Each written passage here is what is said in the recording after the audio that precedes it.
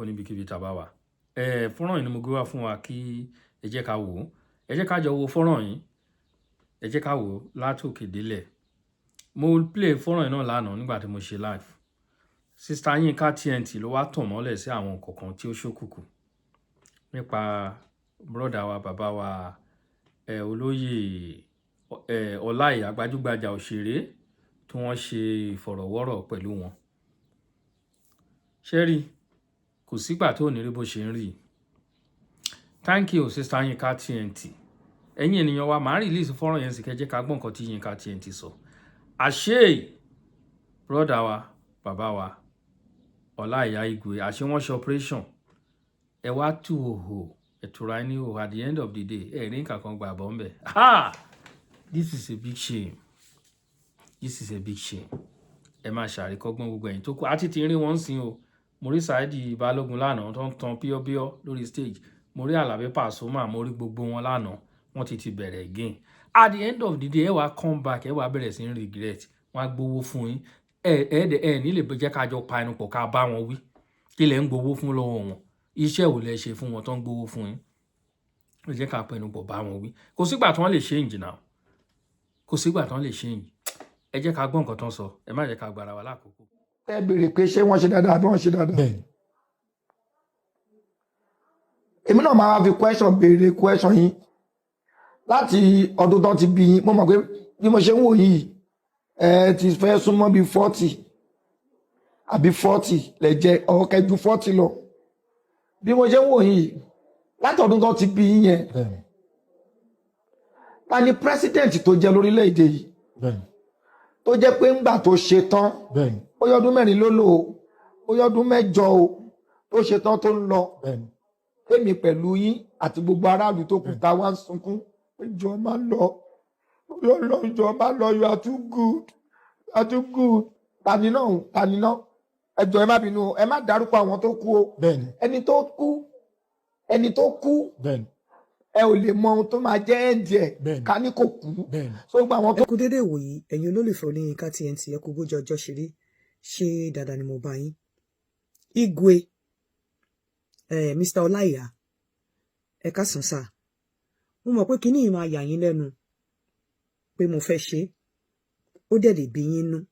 ṣùgbọ́n ẹ má bínú nítorí Ọlọ́run nítorí pé mo mọ̀ pé ẹ nífẹ̀ẹ́ mi gan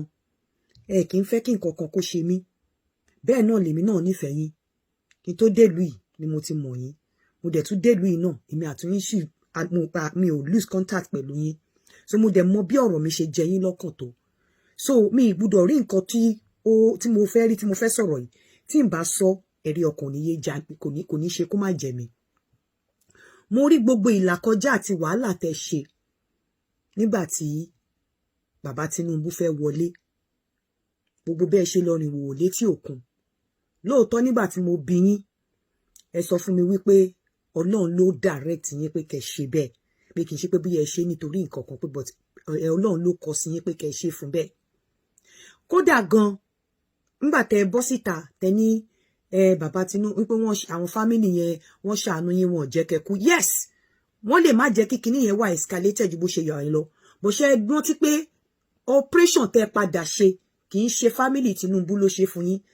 Governor Dàpọ̀ Abíọ́dún ló padà ṣe operation yẹn fún yín nìbàdàn tí ká má sọ pé bóyá ó ní nǹkan tí wọ́n ṣe fún yín tẹ́ fi lọ rìn wò tẹ́ fẹ́ fi san oore padà fún wọn àmọ́ nǹkan tó wá jẹ́ kí n fẹ́ sọ kínní ni pé mo gbọ́ interview yín kan mo rí wípé ẹ̀ ń pọtí ilé kí ẹ̀ ń bo nǹkan tí ò ṣe ẹ kẹ́ ẹ bò ẹ̀ ń parọ́ mọ́ra yín lára mo rí wípé ẹ̀ fẹ́ wẹ̀ kẹ́ yán kọ̀ǹkọ̀ kẹ́ mú àgádáǹgodo àti àgàdà tí àwọn èèyàn fẹ́ sọ sí yín lọ́rùn opportunity láti yọ lọ́rùn yín mo rí wípé ẹ̀ ń pọtí ilé kan ẹ̀ tún cover ẹ̀rìn wòwò ẹ̀ sọ ẹ̀rìn wòwò láti campaign fáwọn people ìdó ẹ lọ́lọ́run ló sọ fún yín o ẹ rí nǹkan kan gbàbọ̀ ń di ẹ̀ wọ́n dẹ̀ tún bí yín ẹ̀ ń ṣe bí ìgbà tá a bá ní pé èpè táwọn èèyàn ń gbé yín ṣẹ́ pé ẹ deserve nítorí nǹkan tẹ́ ẹ jẹ́ nǹkan kan nídìí campaign tẹ́ ṣe ẹ jẹ́ nǹkan kan lọ́wọ́ àwọn family lọ́wọ́ àwọn Tinubu yìí kò sí nǹkan tẹ́ jẹ́ àwọn ọmọ tí wọn ò jẹ́ nǹkan kan tí wọn ò tó nǹkan kan ẹ wo position tó fi wọ́n sí ẹ wo nǹkan tó ṣe fún wọn ẹ̀yin tẹ́ ni wòwò tẹ́ pé èpè tí wọ́n fi ń sọ yín lórí íńtánẹ́ẹ̀tì dọ́là ẹ rí nǹkan kan bẹ́ẹ̀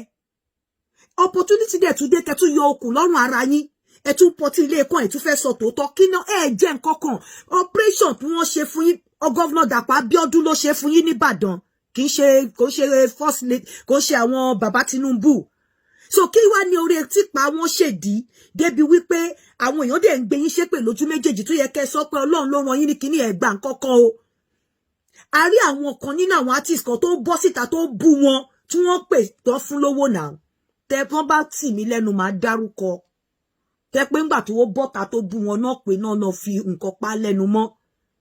àti gbogbo kóòtù wọn àti kò sí nǹkan kan tẹ jẹ lọ́wọ́ wọn kò sí mi ìwà mọ̀ bóyá owó búrẹ́dì mẹ́ta tẹ́ǹkọ̀ kó tiẹ̀ sí nǹkan kan tẹ jẹ lọ́wọ́ torí pé mo mọ̀ pé ẹ̀ ní parọ́ fún mi mo mọ̀ pé ẹ̀ ní parọ́ fún mi ìyẹn tí ẹ̀kọ́ ló jà bí kò ṣe pé wọ́n béèrè question lọ́wọ́ yín opportunity láti yọ okùn lọ́rùn ara yín yọ okùn yẹn lọ́rùn ara yín ẹ tún wá ń pọtí ilé kan kinní kan àwọn kan máa ṣépè ẹ máa wà lára àwọn tó máa ṣépè fún wọn nítorí èpè tẹ́ ń forí gbà lórí internet èpè tẹ́ ń forí gbà táwọn èèyàn fi pé bóyá ẹ gba nǹkan kan lẹ́ṣẹ̀ lọ́rìn wòwò tí wọn mọ̀ pé ṣe tó dẹ̀ pé àwọn tí wọn rìn wò tó ń ṣe nǹkan kan gan wọ́n bú wọn wọ́n pè wọ́n sí ilé ńlá wọ́n pa wọ́n lẹ́nu mọ́ tó jẹ́ pé àwọn ọmọ tí wọ́n ṣe kọ́kọ́ táwọn àwọn ọmọ tẹ́ lè bí ó ní nǹkan tó gbé fún àgbọ̀ gbọ́dọ̀ máa sọ̀rọ̀ ni àti president àti kóòtù wọn gbogbo àwọn kò sí nǹkan kan tó ṣe fún yín ẹ jáde kẹjẹ́ káwọn èèyàn mọ̀ pé nǹkan tẹ́ ṣe ìwòwò tẹ́ rìn ẹ kọrin ìwòwò yẹn gẹ́gẹ́ bọ́lọ̀ ṣe ràn yín ni opportunity tó yẹ kẹ́ fi sọ̀rọ̀ sọ̀rọ̀ òun ló bí mi inú tèmi mọ̀ wípé even operation tẹ́ ṣe Governor Dàpọ̀ Abíọ́dún ló sanwó ẹ̀ Governor Dàpọ̀ Abíọ́dún ló sanwó operation tẹ́ ṣe àwọn family bàbá wọn kò ṣe pé kíkiní yẹn máa wà escalate àwọn kan ló fi operation fún yín ètò ẹ̀rìnwó létí òkun ẹ̀gbà nǹkankan àwọn èèyàn wà tí wọ́n bọ́ta ìjọ tí wọ́n ti bọ́ta bú wọn lórí íńtánẹ́ẹ̀tì wọ́n ti lọ àmọ́ nǹkan tó ṣẹlẹ̀ ẹ má mi ìfẹ́ kẹ́ push mi because mo mọ àwọn èèyàn ṣépè fẹ́mi náà ẹ̀yin náà mọ̀ pé mi ò gba ẹni tí mi ìdẹ̀ expect mo kàn ṣe ti tèmi ni irú ọmọ bẹ́ẹ̀ yẹn òjòjò bẹ́ẹ̀ ò dẹ̀ ní ṣe ọmọ lọ́wọ́ mi mọ́ bọ̀ kó má ba dàbẹ́ ni pé bóyá wọ́n tún wá rí yín lẹ́lẹ́kejì pé bóyá next campaign wá rí yín kọ́ ni pé wọ́n fún yín lẹ́nìtì òrìṣà tí ò bá gbé yàn kó ṣèyàn bó ṣe bá yàn èpè tí wọ́n ń gbé yín ṣẹ́ rí nǹkan kan bẹ̀ àwọn tí wọ́n àwọn ọmọ tí àwọn tẹ́ pé pẹ̀lú ẹ̀ náà tán bá máa ní artist tó fara ṣiṣẹ́ fún bàbá jù ẹ̀yin làwọn ní gbogbo ayé mọ̀ bí gbogbo ayé ṣe mọ̀ yín àwọn tẹ́ fara ṣiṣẹ́ fún ò recognize yín wọn ò mọ̀ yín àwọn táwọn èèyàn ò mọ̀ náà recognize ẹ jókòó ara yín jẹ́ tẹ́ bá ti mọ̀ pé ẹ̀ ní ṣòótọ́ nínú interview láti yọ okùn kúrò lára yín ẹ má kúkú ṣe interview ẹ má bínú tó bá bí yín nù o mo kàn ní kí n sọ fún yín èpè yẹn pọ̀ ẹ yọ okùn kúrò lọ́rùn ara yín tẹ́ bá dẹ̀ mọ̀ pé ẹ lè sọ tòótọ́ wípé kò sí nǹkan kan ẹ kàn ṣe ni pé wọn ọ̀dẹ̀ náà ní yín wọn mọ̀ pé ṣe nǹkan kan mi ìwà lè sọ bóyá owó ẹ̀pà owó àkàrà o pé wọn ò náà ní pé àwọn tó bú wọn gan wọn náà ní wọn jù yín lọ ẹ má wulẹ̀ ṣe interview mọ́. God bless you Aunty Yinka ẹ má dá wọn lóhùn ẹ má dá wọn lóhùn ẹ kò sígbà tẹ́ ẹ ní regret you people will be regretting ẹ má regret ni ẹ máa regret ni ṣáá ni lẹ máa regret kò fẹ́ sọ̀rọ̀ ẹ sọ̀rọ̀ síta ẹni wọ́n ń gbé yín ṣépè bínú yín dùn sí wọ́n ń gbé yín ṣépè wọ́n ṣe ní gbé yín ṣépè ẹ ti hò ọmọlúwàbí lọ sétí kíní lẹ́yìn tẹ́ lọ́mọ gbogbo kíní wà lórí social media títí dèní ẹni ìyàwó sílẹ̀ lọ dojú tura yín nítorí ẹnìkan ẹ lọ ń ṣàdúrà fún ẹ lọ ń ṣàdúrà fún ẹnìkan nítorí Nàìjíríà ṣé èèyàn lè ṣàdúrà fún èèyàn torí Nàìjíríà ṣé Nàìjíríà ṣe ń ṣàdúrà fún Nàìjíríà fúnra rẹ̀ ṣé Nàìjíríà fúnra rẹ̀ ṣe ń ṣàdúrà fún ìlú tí wọ́n fi dàrú dàpọ̀ tó ń fi nǹkan burúkú fi pinlẹ̀ ṣẹ́ ẹ̀ wọ́n ní tí ìdí bá ti bàjẹ́ àbí wọ́n ní báwọn náà ṣe ń pa owó yẹn yí ìpìnlẹ̀ṣẹ̀ bá ti bàjẹ́ kí ló lódodo fẹ́ ṣe wọ́n ti pinlẹ̀ṣẹ̀ Nàìjíríà pẹ̀lú nǹkan burúkú ẹ̀yin ẹ wá fẹ́ lọ tora ẹ̀sùn ẹ wá fẹ́ lọ gbàdúrà ta lọ́lọ́run wà ṣé inú omi lọ́lọ́run wà nítòtú lọ sí tí omi tó lọ ṣẹ̀sín ẹ lọ ṣẹ̀sín ẹ wá wò ń sìn ẹ lè sọ̀rọ̀ síta ẹ bá sọ̀rọ̀ káwọn èèyàn ti kù yín lépè sí kán kù yín ní èpè àgbàrá èpè gbogbo wọn sì wọ́n ti bẹ̀rẹ̀ mo rò pé ẹ̀yin ti lẹ́ẹ̀ni sẹ́ǹsì tí ń sìn mo rò pé ẹ máa adjust díẹ̀ náà but ẹ̀yin tó kù ń sìn tẹ̀yin tán sókè tẹ̀yin tàbí ọbíọ́ ẹ̀yin náà ẹ gbà tí ń bọ̀ ń bẹ̀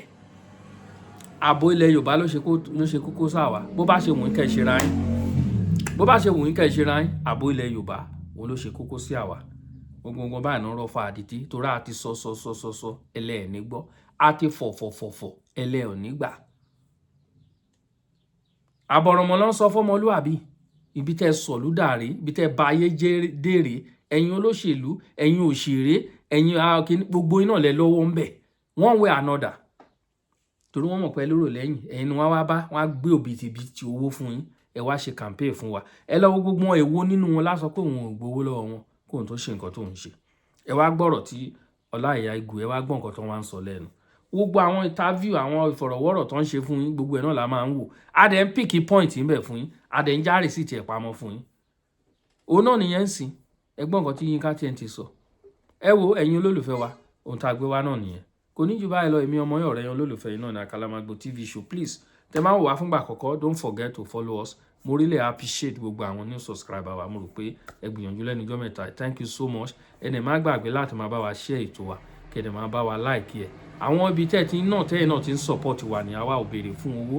bẹ́ẹ̀ ni ẹ máa ràn wá lọ́wọ́ láti máa bá wa like ètò kẹ̀dẹ̀ máa share ó ṣe pàtàkì èmi ọmọ yín náà ní ọ̀rẹ́ yín olólùfẹ́ yín Akalamago TV show kò ní bàjẹ́ o.